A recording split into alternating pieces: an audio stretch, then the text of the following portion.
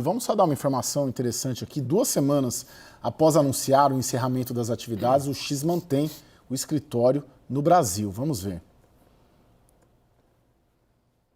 Olha aí, ó. Em uma das petições apresentadas nesta semana, nesses últimos dias, à Justiça Eleitoral aqui de São Paulo, em um processo que questionava a utilização das redes do candidato Pablo Marçal, está ali a informação que o X Brasil Internet Limitada, com sede ali na Avenida Brigadeiro Faria Lima, mantinha, portanto, ali um escritório ativo. Eu mesmo estive lá ontem à tarde, né, justamente para fazer uma checagem dessa informação e verificamos ali que sim, que de fato, mesmo com o anúncio do Elon Musk há 2 semanas de que estaria fechando o escritório permanece aberto. Professor André Marcília, o senhor escreveu um livro, um excelente livro, aliás, que chama Censura por Toda Parte. Ali o senhor traça, enfim, toda a trajetória ali de inquérito das fake news e todo esse debate que você acompanhou de perto. Por que são sempre os perfis da direita no espectro político bloqueados ou banidos? É porque esses perfis cometem mais, vamos dizer, crimes, entre aspas, ou transcendem mais a legislação, ou é porque, de fato, há um confronto real da direita com o judiciário brasileiro? Pois é, essa é uma boa questão. Na verdade, a gente fala em fake news, discurso de ódio, como estava se anteriormente falando, essas questões todas envolvendo esses conceitos relativamente novos, e nós não temos ainda uma legislação que suporte esses conceitos. Então, esses conceitos ficam ainda dentro de uma subjetividade, essa subjetividade fica um pouco como um cardápio para um juiz ou para uma autoridade do executivo tomar providências contra determinadas pessoas. A gente tem, por exemplo, também, mesmo que houvesse uma solidez hoje em dia a respeito do que são fake news, é inviável pensar que seja possível coibir toda e qualquer fake news do Brasil inteiro.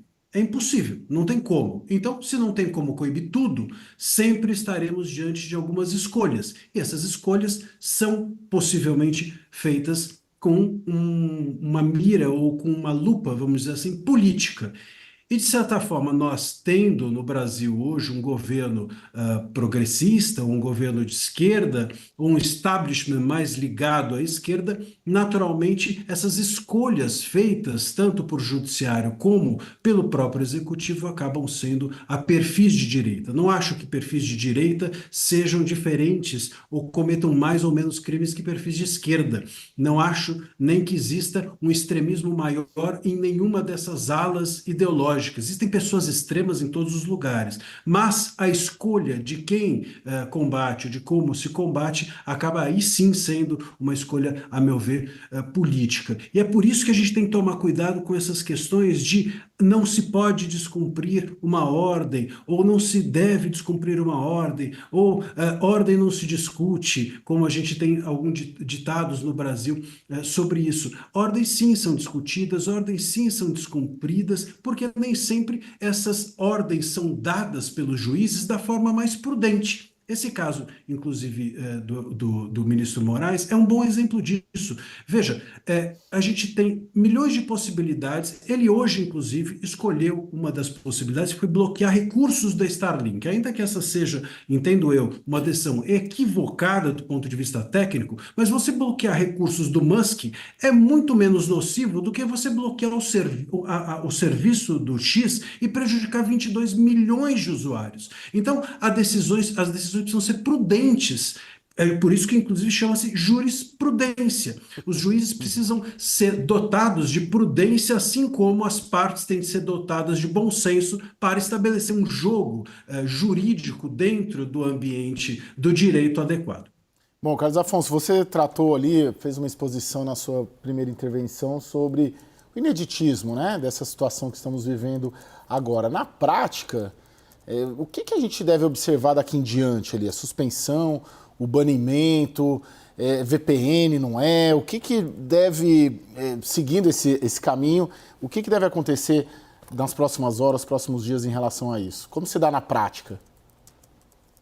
Olha, Caio, é importante dizer que enquanto a comunidade do Twitter esperava ansiosa a chegada de 8 e 7 da noite como sendo um prazo fatal, é claro que não é assim que as coisas funcionam. Uma vez decorrido o prazo, o que a gente aqui espera é que você tenha, caso se concretize uma ordem pelo bloqueio, acho que a gente pode olhar muito para outras ordens de bloqueio, em especial no caso do Telegram, que foram proferidas pelo ministro Moraes. E aí aparecem 3 partes nessa decisão.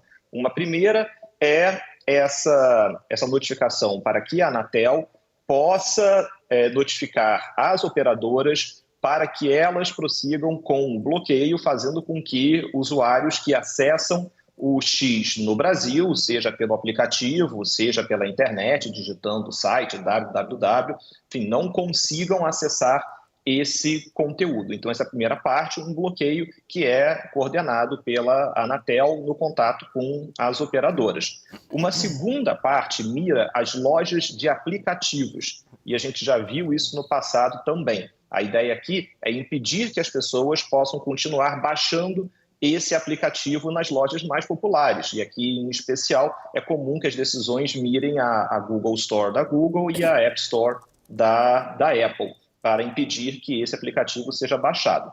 E existe uma terceira parte dessas decisões, e essa é para lá de polêmica, como se as outras já não fossem, que é a discussão da proibição do uso de VPN por parte de usuários da internet no Brasil, que poderiam ser multados caso eles usassem a VPN. E aí é importante explicar, VPN é um software, uma aplicação que faz com que você acesse um site como se esse acesso viesse de um outro país e não do seu país de origem. E com isso você passaria por cima de um obstáculo, de um bloqueio feito a esse determinado site. Agora, falei que esse caso é inédito porque, por exemplo, essa decisão do Telegram, ela não foi aplicada como um todo. O Telegram voltou a responder às comunicações da Justiça, então nós não tivemos, por exemplo, uma aplicação desse sancionamento sobre usuários que utilizassem VPN.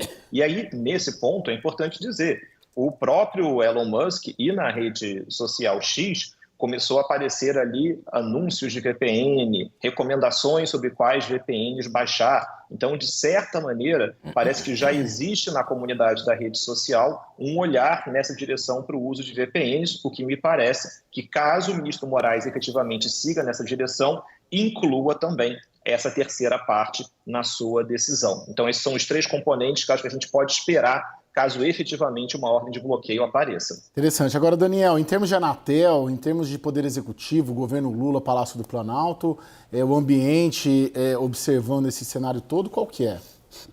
Bom, Caio, uma coisa importante ali que é, quer dizer, qual é o cumprimento, qual que é o segmento ali depois de uma eventual decisão de Alexandre de Moraes banindo o Twitter, o X do Brasil. A Anatel, obviamente, está em alerta, né? Já sabe que isso pode acontecer a qualquer momento, mas, segundo nos explicaram, não é uma situação do ponto de vista operacional, sem juízo de valor, mas do ponto de vista operacional, muito diferente do que aconteceu em derrubadas ali por liminares de juízes de primeira instância com o WhatsApp, com o Telegram. Então, o que acontecerá, digamos? A Anatel comunica as operadoras de telefonia e os prestadores de serviço de internet, notificando sobre a necessidade de cumprirem essa ordem, incluindo a própria Starlink de Elon Musk. Ela será uma das comunicadas também. O que acontece em caso de eventual descumprimento? Nesse caso, as operadoras e as prestadoras de serviço de internet podem ser punidas administrativamente, abrindo-se um processo, levando até a perda ali de alguma punição grave do ponto de vista administrativo, até a perda da autorização para prestar o serviço, e principalmente serão punidas ou responderão criminalmente. A grande dúvida é o uso do VPN, como o Carlos Afonso mencionou. E aí estamos entrando num campo pouco conhecido, porque é até uma experiência que qualquer pessoa que visite eventualmente a China terá.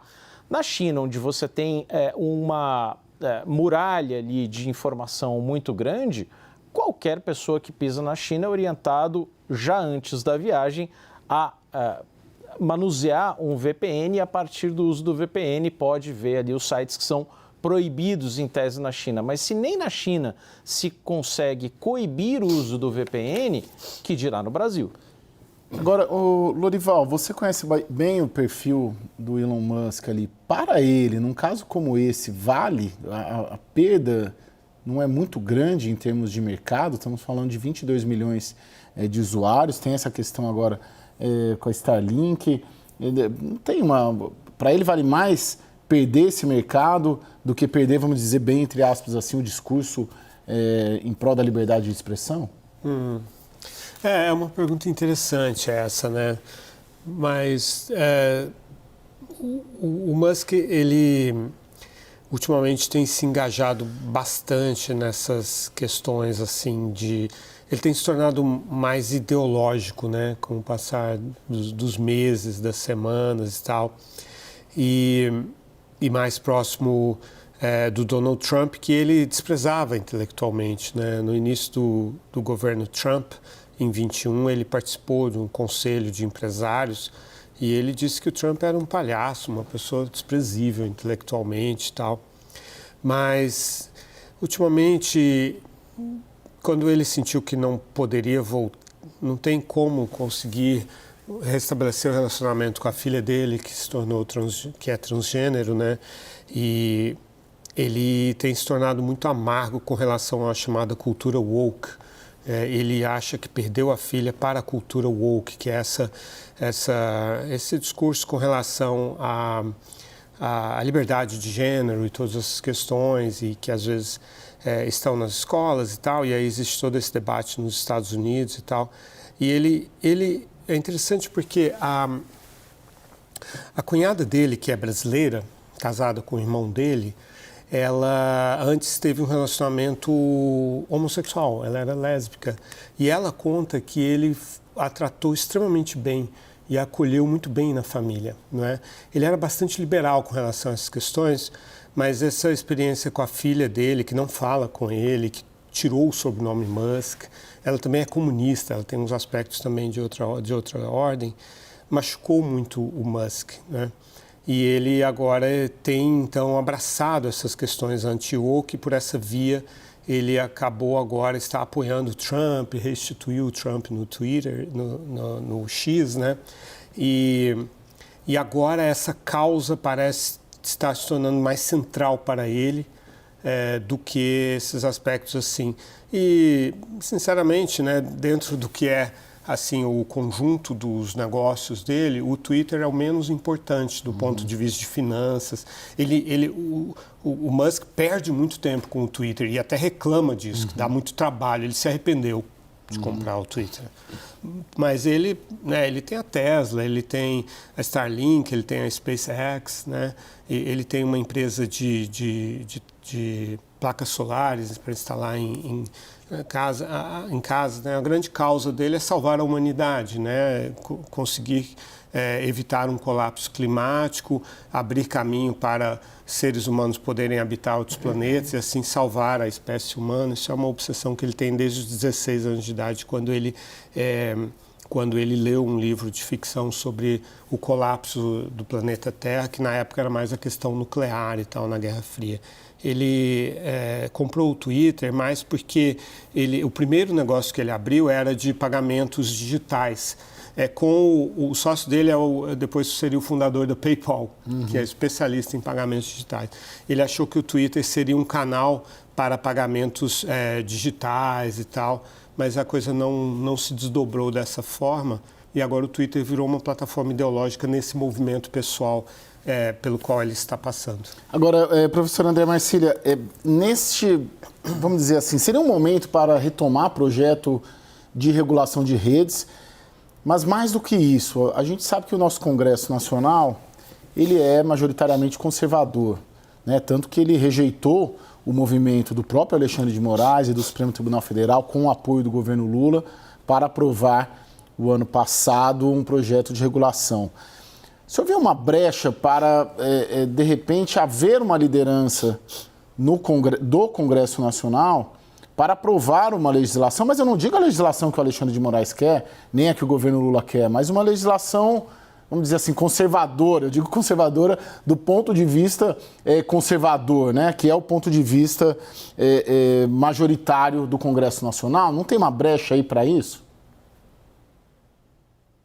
Olha, uma lei sobre regulação, eu não vejo nesse momento, regulação de redes, não vejo nesse momento no Congresso a possibilidade de que isso vá adiante. A gente tem até um grupo de trabalho instalado para essa discussão e que, ao que se sabe, não foi adiante dos debates ainda, não concluiu nada ou não, enfim, não trouxe algo alternativo ao projeto 263020, que era o que se inaugurou como PL, foi chamado até de PL das fake news, etc., pela oposição. Agora, e tem diversos outros projetos hoje em trâmite que são similares a esse, nenhum muito alternativo. A ideia desse grupo de trabalho era justamente criar algo assim. Então, se isso não for feito, no entanto, logo, nós temos no próprio STF duas ações sobre julgamento de responsabilidade de plataformas que o STF tem prometido pautar e que tem dito que serão uma espécie de substitutivo da própria regulação. Então, nós temos, por um lado, um Congresso que ainda não discutiu, não avançou tecnicamente nesse assunto, e um STF que chega muito próximo para dizer, se não fizer logo, eu é que vou fazer. Então, não vejo que haja nem possibilidade, nem tranquilidade hoje para o Congresso trazer à tona ou à luz uma legislação que supra as suas necessidades e também da oposição, quer dizer, que traga os dois polos ideológicos e pacifique de alguma forma esse tema por meio do Legislativo. Professor Carlos Afonso, para arrematar essa roda, esse debate, o professor André Marcília cita ali essas duas ações, né, no Supremo Tribunal Federal. Eu sei que você acompanha muito bem elas também. O que esperar ali? De certa maneira, diante do vácuo legislativo, o Supremo Tribunal Federal pode avocar e decidir ainda neste ano essa questão? Olha, Caio, eu tive a oportunidade de participar da audiência pública que justamente debatia essas duas ações no Supremo Tribunal Federal. E me pareceu muito interessante que, ao final dessa audiência pública, o ministro Dias Toffoli, que é o relator de uma dessas ações, foi perguntado sobre como ficaria essa relação entre Congresso e Supremo, se o Supremo decidiria ou se o Supremo esperaria o Congresso. E a fala do ministro Toffoli foi no sentido, essa foi a fala dele, que o tempo da justiça não é o tempo do legislativo. Então, deixando muito claro que, caso o Congresso não entregue uma regulação sobre esse tema, o Supremo, de certa maneira, traria uma decisão um pouco mais abrangente ao olhar para esses dois casos sobre responsabilidade civil e, a partir dali, teríamos um pontapé inicial nessa discussão. O que me parece, olhando aqui num tiro muito curto para esse semestre, é que a gente vive um semestre com eleições, o que faz com que a pauta do Congresso seja, enfim, bastante tumultuada por outros centros de interesse. Por outro lado, no Supremo, é bom lembrar, não temos só esses dois casos sobre responsabilidade, temos também o caso sobre bloqueio de aplicativos, que também são duas ações que ainda o Supremo precisa decidir. Inclusive, esses dois casos se tentou julgar via plenário virtual e o ministro Flávio Dino puxou para o plenário presencial. Então, me parece que o Supremo tem na prateleira pelo menos essas duas duplas de ações que podem ser fundamentais para pensar essa cara de direito e internet, de regulação da internet no Brasil. Duas ações olhando para bloqueio de aplicações, duas ações olhando para a responsabilidade de plataformas na internet. Bom, Carlos Afonso Souza, professor de Direito da Universidade do Estado do Rio de Janeiro. Muito obrigado, professor. Obrigado, Caio. Um prazer. Obrigado a todos. Até a próxima. Nós que agradecemos também ao André Marcília, que é advogado constitucionalista, especialista em liberdade de expressão e direito digital. Muito obrigado, André. Obrigado, Caio. Uma boa noite a todos. Lorival e Daniel também. Muito obrigado.